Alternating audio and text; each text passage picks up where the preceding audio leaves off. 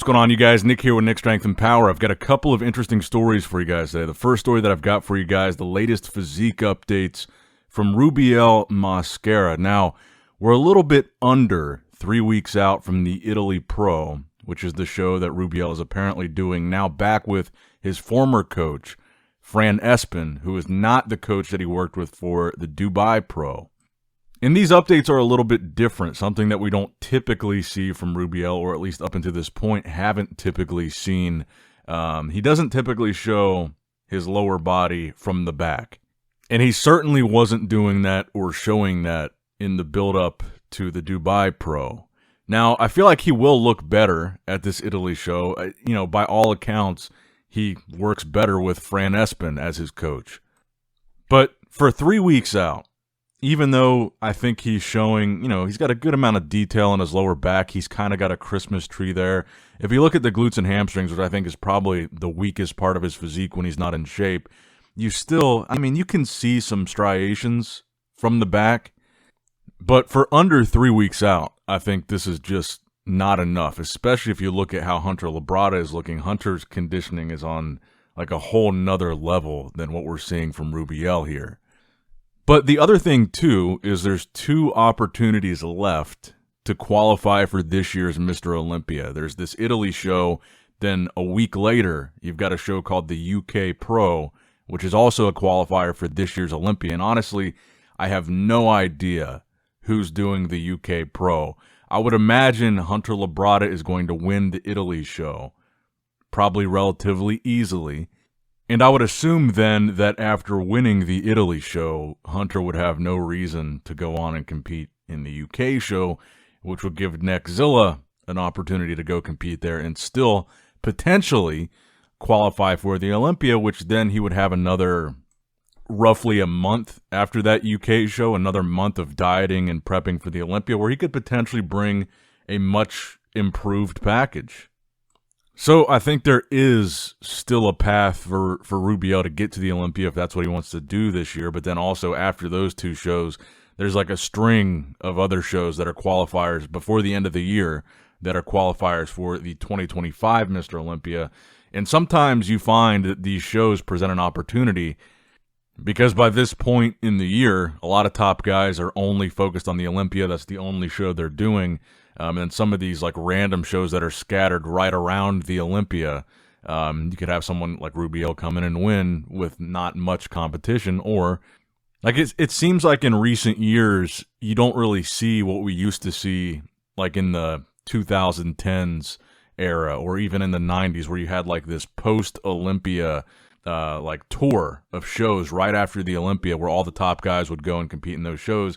You don't really see, especially in recent years, the top guys at the Olympia do the shows that come after the Olympia. But anyway, let me know what you guys think in the comments below. Do you think Rubiel has a chance of winning this, even this Italy show? Do you think there's a chance that he goes on to the UK show? Do you think there's a chance that he gets to the Olympia this year, or maybe wins one of these shows around the Olympia for next year? And do you think this combination of him with his coach, Fran Espen, is a better combination than what he had going into Dubai? Now, next up in the news, we got to look at Brett Wilkin doing a guest posing at the Colorado Cup, an NPC show. So Brett is preparing for the Legion Sports Festival, which is a qualifier for next year's Mr. Olympia. And I believe that Brett would be 6 weeks out at this guest posing from Legion. And he looks really impressive. I'm really excited to see a fully dialed-in version of Brett's physique, how that looks, because it's been a while since we've seen that. And I remember when Brett first started doing really well as a pro, a lot of people, you know, kind of compared him to, is he going to be the next, you know, Justin Compton or Dallas McCarver type of guy that sort of comes out of nowhere, blows up really quickly, and improves really fast. But I'm definitely impressed with what we're seeing here from Brett at this guest posing, and I like when we see these guys that haven't really been in the conversation, maybe took some time off, but have really impressive physiques, and these guys could come in, and then when we do see them finally compete again, they come in and look really impressive and win and qualify for the Olympia. They're back in the conversation, and maybe they come into that next Olympia and do insanely well. These are the exciting type of guys. And another guy that did this same guest posing with Brett is one of these such guys, Martin Fitzwater. Martin came in this year to the Detroit Pro, which was his first ever open bodybuilding professional win. Significantly improved, insane conditioning, and looked so good, in fact, he was able to go to the New York Pro and even go toe-to-toe with Nick Walker, who a lot of people talk about as potentially being the next or a future Mr. Olympia champ. Martin certainly fits that mold as being one of these guys that kind of came out of nowhere. I mean, he had competed a couple times. He was behind, I think he was second behind Andrew Jack at the Texas Pro. And I think he did one of the Arnold Classic UKs. But he wasn't really quite on the map yet as being a guy that people talk about as, first call-out Olympian. And now most people are talking about him as a top 10 Olympian, potential first call-out Olympian. Obviously, here at this guest posing, he's not in insane condition because we're still a little under 2 months out from the Olympia. And I think Martin will be an exciting guy at the Olympia. I 100% think Martin will be top 10 at the Olympia. Whether or not he's first call-out, that, who knows. But if Martin's able to bring that same look that he brought in Detroit, that he brought in New York, or maybe even improved from that, I think he will 100% be top 10 at the Olympia. But next up in the news, Michael Krizo, another one of these guys that has been a very exciting guy to watch compete. It looks like he's officially out for the rest of the year because of that shoulder injury that he has. He finally had surgery for it. He was talking about potentially doing the Prague show at the end of the year to try to qualify early for next year's Olympia.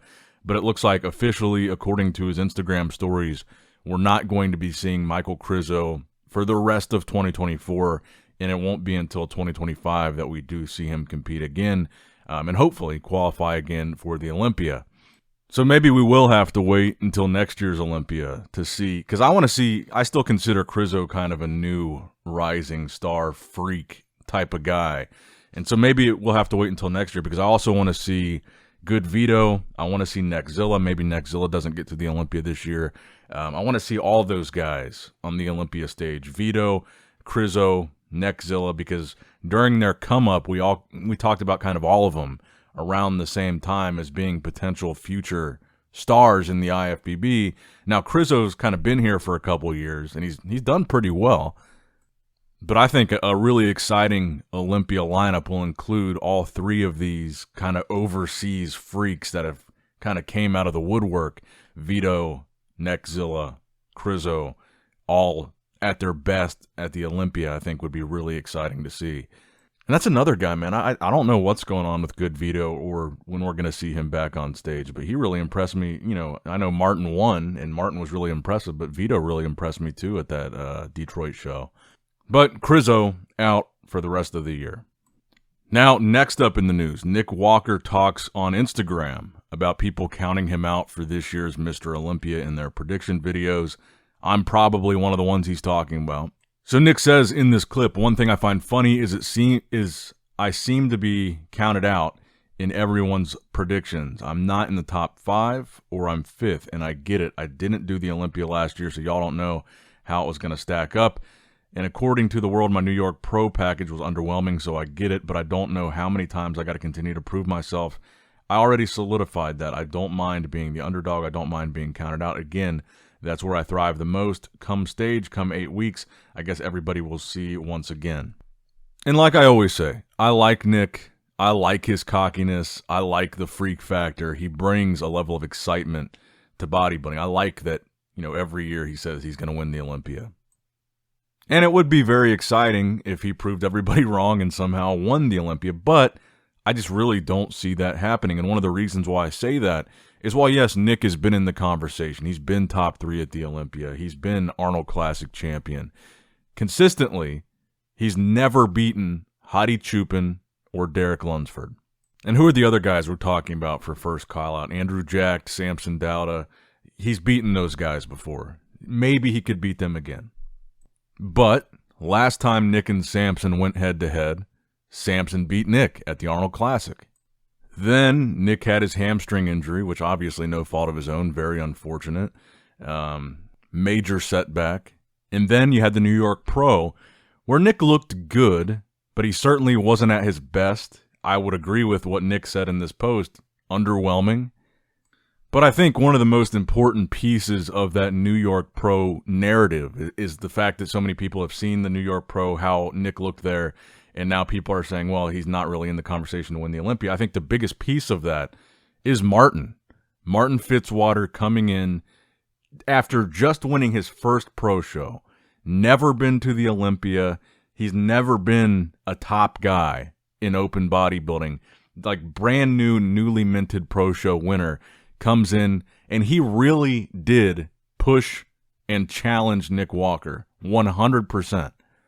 So I think it's totally fair at this point for people to have doubts about Nick Walker winning the Olympia this year when Nick was pushed by a guy in New York that has never even been to the Olympia.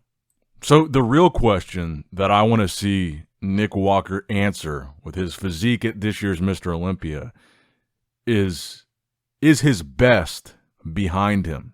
You know, if Nick places 5th or 6th or something like that at this year's Olympia, and he's kind of out of that conversation as even being top 3, are we seeing the decline of his physique? Because that's kind of what the past few shows have suggested. And I think the appeal of Nick being such a freak is his physique is like so maxed out. Yes, he could add some size to the quads, some separation to the quads, or deeper separation in the quads. But Nick, with his frame, is so big and so just maxed out muscularly. I don't think there's a whole lot of room for him to make significant increases in size, whether it's in his legs or wherever, without, ruining his shape, without completely blowing out that midsection. I would say Nick's physique, and one of the reasons why he's been so popular, is because he hit the scene like already close to being maxed out. I mean, he hit the scene gigantic, even as a rookie. So I think when you're talking about Nick, you've got to consider, what massive changes are we really going to see in his physique at this point, other than, better conditioning or a little bit of size to the quads.